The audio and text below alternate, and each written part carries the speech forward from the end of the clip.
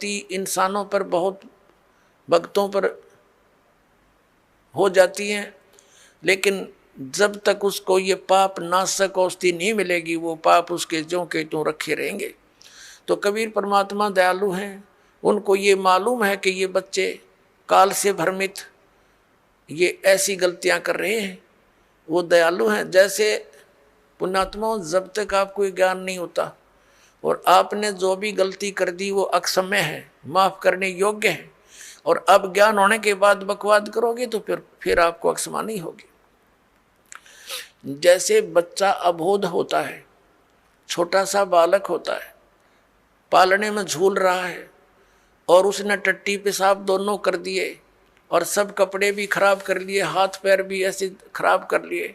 माता आती है, वो देखती है कि इसने सारा कुछ बिगाड़ दिया काम, लेकिन वो उसे अक्षुब्ध नहीं होती, नाराज नहीं होती। उसको मालूम है कि इसको पता नहीं। उसको नवावेगी, धोएगी कपड़े, स्वच्छ कपड़े पहनावेगी, प्यार करेगी, फिर दूध पिलावेगी और फिर सुलावेगी। और जब वो बच्चा बड़ा हो जा और वो कितने कपड़ा में बैठ कर टट्टी कर दे, उसका दूध रहेगी दड़ाक और बाहर पटकेगी, हन्नू कहेगी ला दो गई ना अपने आप। तो ऐसे पुण्यात्मा, जब तक हम अबोध हैं, हमें यह ज्ञान प्राप्त नहीं हुआ, तब तक तो हम ऐसे थे, गलती करके हम अपने पापों से सने पड़े हैं। तो ये परमात्मा कबीर जी दयालु हैं, ये अपने बच्चों को धोएंगे। इन पाप नाशक दवाई है मालिक के पास, इनके पास एक मंत्र है जो दास आपको देगा, आपके सभी पापों का नाश कर देंगे, आपके प्रारब्ध के पापों का भी नाश करेंगे, आपके संचित पापों का भी नाश इस मंत्र से होगा। जैसे फसल में पहले खरपतवार हो जाता था तो उसका कोई विकल्प नहीं था, कुछ एक तो कसोले कस्सी से उसको थोड़ा बहुत खुरच देते थे, वो फिर भी हो जाता था। जब फसल बड़ी हो जाती थी तो उसका कोई विकल्प नहीं था, वो साथ ही पला करता था फसल के। अब एक ऐसी मेडिसिन खोज होगी है कि उसको फसल में डाल दिया जाता है तो खरपतवार का नाश कर देती है, फसल को हानि नहीं करती।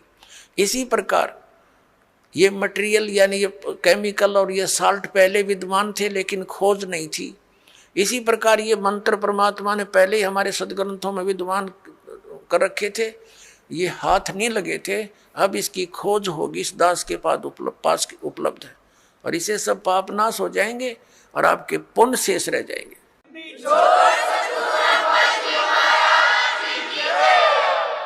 और हम तभी परमात्मा प्राप्त कर सकते हैं जब हम पाप रहित हो जाएंगे। और यहाँ का विधान है ब्रह्म परब्रह्म ब्रह्मा विष्णु महेश और अन्य देवताओं का जैसे कर्म करोगे वैसा ही फल मिलेगा। पाप आपके अलग लिखे जाते हैं, पुण्य अलग लिखे जाते हैं, और फल मिलता है दोनों का। पुण्यों के लिए स्वर्ग महास्वर्ग, फिर यहाँ के छोटी मोटी सुविधा, राजा या अच्छी कोई पोस्ट, और नरक ये भी पैरेलल मिलेगा। कुत्ते गधे सूअर की योनि ये भी अवश्य भोगनी पड़ेंगी। लेकिन कबीर परमेश्वर की शरण में आने के बाद आपको अब ये पापों का दंड नहीं भोगना पड़ेगा, आपके प्रारब्ध के कर्मों का भी नाश होगा जो आपको हानिकारक होंगे। इसलिए तो भक्ति करते हैं हम, इसलिए परमात्मा की खोज करते हैं कि हमारे ऊपर कोई आपदा आवे तो परमात्मा हमारी रक्षा करे। और जब वो आपदा भी आ रही है तो फिर प्रोटेक्शन क्या हुआ उस साधना का जो हम करें। जैसे हमने कोई शेड या झोंपड़ी मकान बना रखा है, उसका उद्देश्य क्या है कि गर्मी सर्दी वर्षा से हमारी रक्षा करे। और जिसने हमने बना रखी है झोंपड़ी या मकान और वो सारा पानी भी अंदर ही आ रहा है और धूप का भी असर ऐसे पैरेलल है, तो वो कुछ भी प्रोटेक्शन नहीं आपका। आप कितने नशे में पड़े हो और सोच रहे हो महल में बैठे हो, तो सारी आपदाएं आप पर आ रही हैं, तो साधनाएं आपकी वो सत्य नहीं है, शास्त्र अनुकूल नहीं है, इसलिए आपको कोई लाभ प्राप्त नहीं हो रहा है। तो उसकी प्राप्ति के लिए आपने परम संत की खोज करनी पड़ेगी।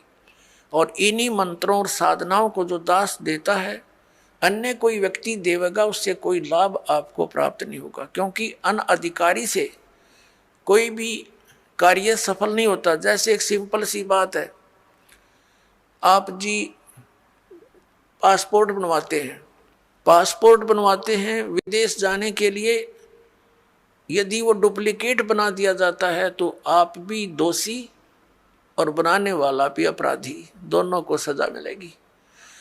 इसी प्रकार हमने जाना सतलोक, और ये पासपोर्ट बनाने का आदेश केवल इस दास के अतिरिक्त इस ब्रह्मांड में नहीं है, ये सत्कर मान लेना।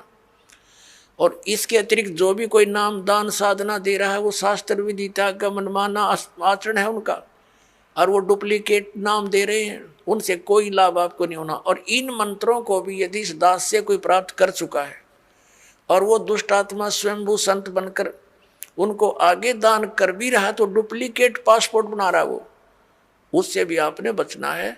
इसी कहते ये काल हमारा भट्ठा बंटवाता है, ये पैरेलल खड़ा कर देता काल के दूतों को। भगवान आए थे, एक कबीर पंथ चला था, उसके बाद काल ने 12 कबीर पंथ चला दिए, सबको भ्रमित कर डाला। परमात्मा कबीर जी वाली एक भी साधना उन पंथों में नहीं, नाम कबीर पंथ है। तो इससे आपने अब सतर्क रहना है। अगर आप ये वीडियो YouTube पर देख रहे हैं तो हमारे चैनल को सब्सक्राइब करें और बेल आइकन को दबाना ना भूलें।